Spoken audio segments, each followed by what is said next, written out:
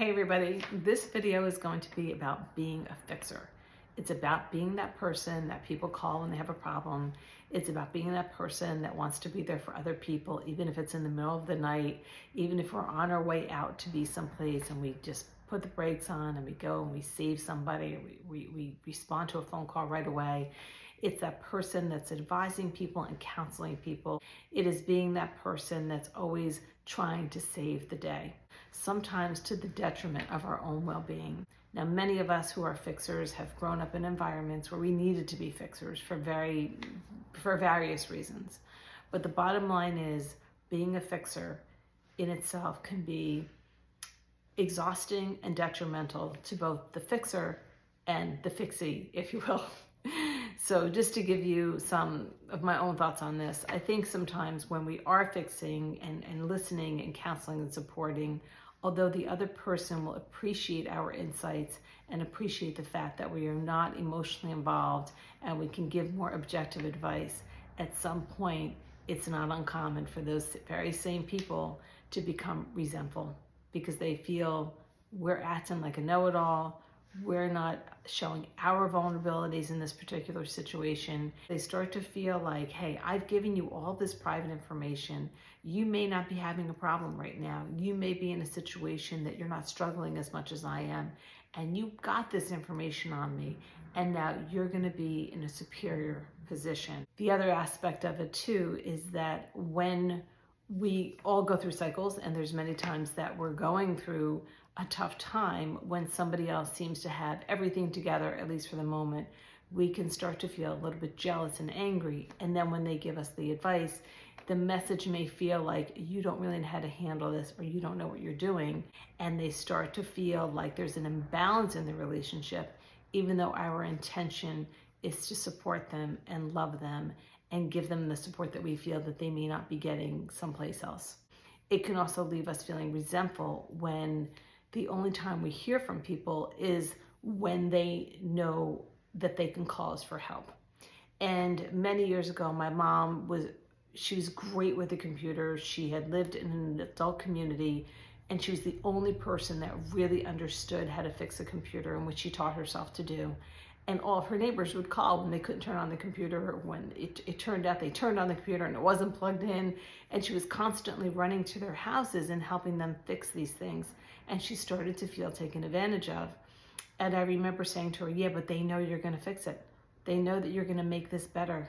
They know that you're going to take away the problem. So it can be good for the person getting the help and not so great for us. We want the relationship to be reciprocal, and not that it can always be reciprocal, but it should be a balance over time. And if the only time someone's calling you is because they need help with something, that's not a balanced relationship. The other piece of it too is that sometimes people have to go through their own process. We may be able to see it, we may be able to identify it, we may want to help and come in and give them all kinds of great advice, but they have to go through their own stuff. It's their own growth. They have to see things for themselves. And I know sometimes when we're watching somebody else go through something, or we're listening to what somebody else is going through, we may have the answers that may be completely legitimate because we're not in it, or we've been in it, or we can see it clearly because we don't have an emotional attachment to it. But the bottom line is that person needs to get through their process. They need to grow. They need to learn. They need to make the mistakes.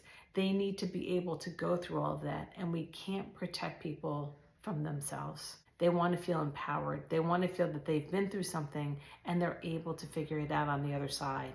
And if we're with them in the beginning and the middle and the end, it starts to feel that we've hijacked their situation and haven't given them the trust that they can do it themselves. And finally, and this is the last one, is sometimes people just don't want our help as much as we want to help. And somebody once said to me, we can't want more for somebody than they want for themselves. And isn't that the truth? If it's in friendship, if it's in business, there were times that when I was an organizer, somebody would hire me for somebody else, and it almost never worked because the person that I was helping didn't really want the help. And they didn't want me in their house. They didn't want me to help them get organized. They, for whatever reason, even though they may not have been functioning at full capacity, They wanted to live the way they wanted. They wanted to address it when they were ready. They didn't want somebody coming in and telling them how to do it. So it was kind of like I was doing it on my own. Like I was meeting them at 90%, 95%, 99%, and it still wasn't enough. And the other person has to participate. So being a fixer is great within context. When somebody asks you, if you have any insight into their situation because you're not personally involved, when it's something that you've been through before and you can share with them how you got through it. But it's also with boundaries. It's boundaries for us in terms of not being taken advantage of and being dumped on and being resented because we're always the helper and the helper seems to be the knowing one. And also for them and what they are prepared to listen to and what they are prepared to accept. Sometimes help can be more of it feel a little bit like we are belittling somebody because we're telling them, I can do this for you. And they're going, no, I want to do this. I don't know how I'm going to do this, but I want to be able to do this. I want to be able to learn. And that's part of the process. It's all about learning, being there for each other, but not taking over. So I wanted to share this with you today in case you find yourself being a fixer and you're starting to get a little bit resentful and exhausted, or if somebody else is a fixer for you and you're feeling resentful and exhausted. It's always with good intention. People want to come in, we want to help each other, but the reality is things are a little bit more complicated than that, and we have to give people the space they need, and we also need to protect ourselves from not being taken advantage of, and just by taking over, we're taking on the burden.